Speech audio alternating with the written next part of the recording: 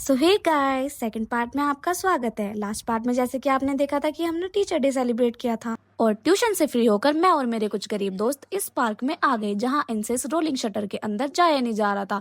और शीतल ने तो अपने पैर में चोट भी लगवा ली थी। और इस पार्क में पहुंचकर मेरे इन गरीब दोस्तों ने अपनी कुछ अजीबोगरीब हरकतों का प्रदर्शन किया। वो कहते हैं ना कि जो गरीब होता है वो अपनी आदत से गरीब होता है। और फिर मुझे याद आया कि मेरे घर वाले तो मुझे गाड़ी की चाबी देते नहीं, तो सोचा मैं अपने शौक यहीं पूरे कर लेती हूँ।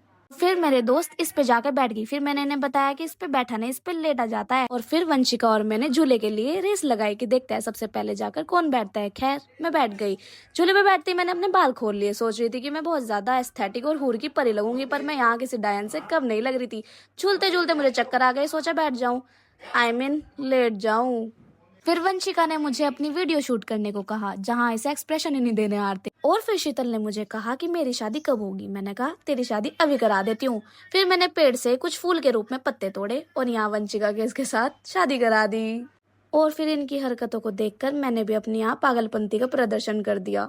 वो कहते हैं ना, जैसी संगत वैसी रंगत। और इस पागलपंती के साथ साथ हमें घर से आए हुए काफी टाइम हो चुका था, तो हमारे घर से फोन आने लगे। तो सोचा अब यहाँ से चल देना ही बेहतर है, नहीं तो मम्मी और मम्मी का डंडा दोनों ही रेडी मिलेगा। सो गाइस, जाते जाते एक बात और, मेरे प्रीवियस व्लॉग पे 1K व्यूज कंप्लीट हो चुके हैं। And thank you so much. I am so happy and subscribe for more vlogs.